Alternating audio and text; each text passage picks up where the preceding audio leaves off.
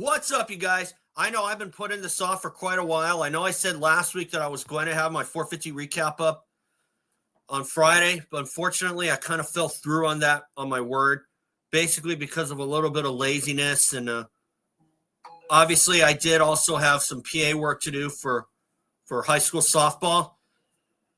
But I'm going to get this out of the way, and I will still do my recap of the final softball homestand, even though it's kind of gotten pretty old.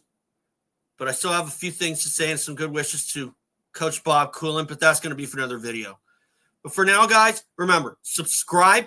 If you think that I'm worth listening to, that's good enough for me. And if you haven't already, make sure you also check out my Zoom interview with Grant Harlan when I talked to him last week, Friday, about his ties to the state of Hawaii. And even though he does reside now in Decatur, Texas, but I did talk to him for a good half an hour about his ties to Hawaii, like I said. And if you haven't seen that yet, I would encourage you to do so. And I will include that at the end of this video in the end screen. So anyway, guys, let's get into this. Here comes my banner for this final video of Supercross. My final Supercross recap video for the 450 class at Salt Lake City. Chase Sexton wins finale. Cooper Webb wins title number 3. And I say this, and you'll also see on my thumbnail that says Chase Sexton could have used more help. And this kind of reminds me, with Chase Sexton winning all but one of the final few races, it's a little bit close. It's a little bit similar to James Stewart in 2006 and a little bit similar to Chad Reed in 2003. The thing is, though, Chad Reed is the only guy under these circumstances to win out the rest of the season and still lose the title. Now, granted, James Stewart did win the final 7 races of 2007. However, the thing is, for James Stewart, he already had a virtual lock on that title, and Chad Reed just pretty much didn't have an answer, mainly because he was on that 07 Yamaha. But that's just my take on the matter. But anyway, for Chase Sexton, he did win the finale, which is good, and he did what he needed to do. But obviously, because of so many guys out, Ken Roxon, Jason Anderson, Jet Lawrence, Hunter Lawrence, those are 4 guys there that could have come between Sexton and Cooper Webb and could very well have given Chase Sexton the title. Now, obviously, I didn't include Eli Tomac in that because obviously Tomac and Webb are under the same squad. And I really doubt that Eli Tomac was not going to pull over to the side and make this easier for Cooper Webb. But still, there's not a doubt in my mind that Tomac, if he were out there, he would have pulled over and let Cooper Webb go. Hence the famous Bob Hanna sign of "Let Brock by." That kind of, similar to that. But anyway, for Chase Sexton to win the final round, good on him. But I still think he could have used more help. Just like Chad Reed in 2003 when he won the final 6 events. But the problem there for Chad Reed, the difference there is that back in 03, Chad Reed didn't really have a lot of help because the only guys that were out there besides Reed and Carmichael were Ernesto Fonseca and a bunch of B-level privateers that probably weren't up to the speed of Ricky Carmichael. Of course, Tim Ferry did come back for Salt Lake City to try to help Chad Reed win the title. Unfortunately, it didn't work out. But, that's in the past. And like then, I'm saying right now that Chase Sexton could have used more help. But are those guys going to pull over and try to make it easier for Sexton?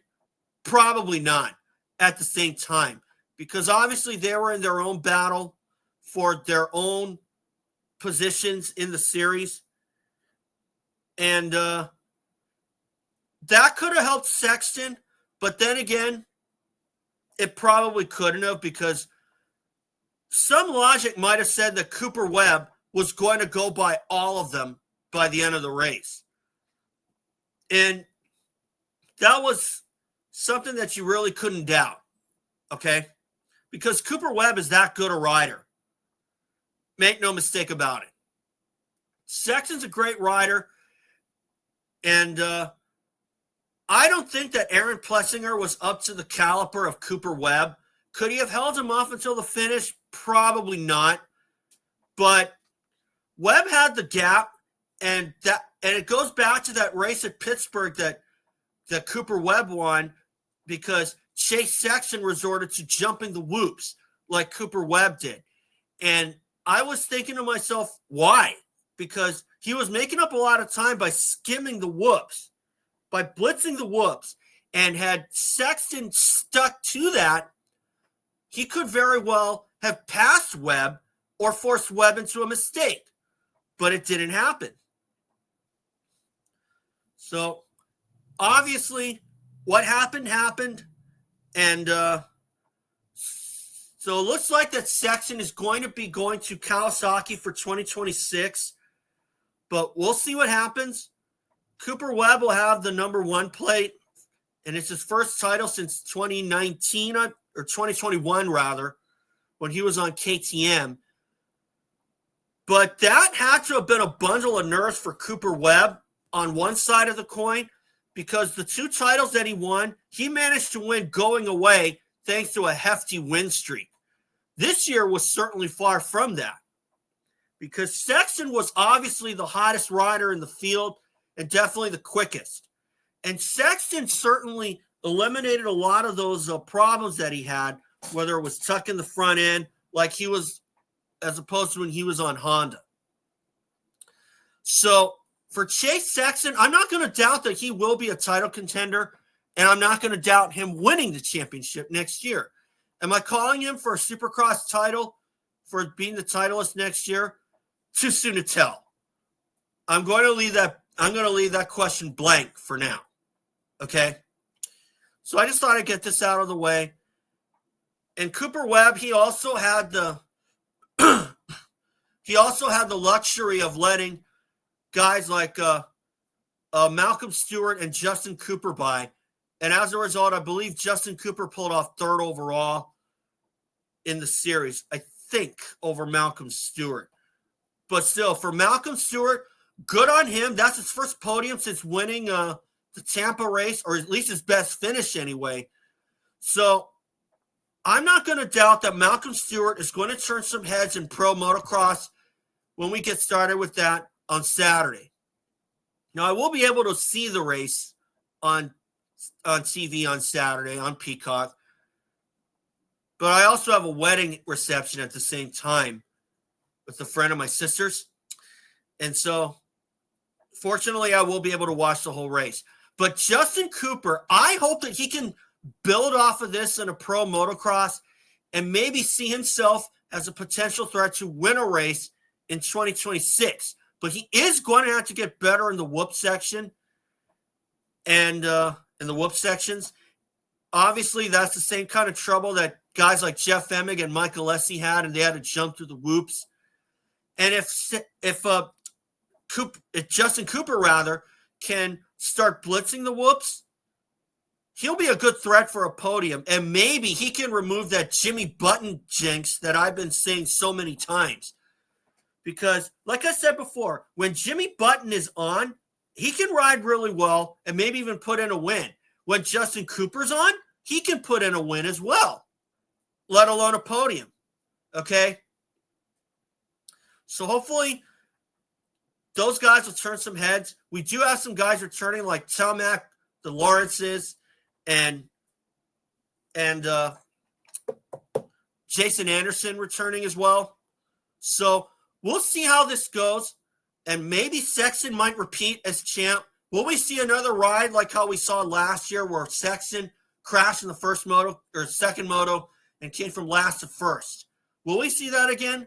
I don't know. Maybe not in this talent pool, but then again, if anyone can pull off the impossible, Chase Sexton is the man for that, because you just never know. So anyway, guys, that's all for today.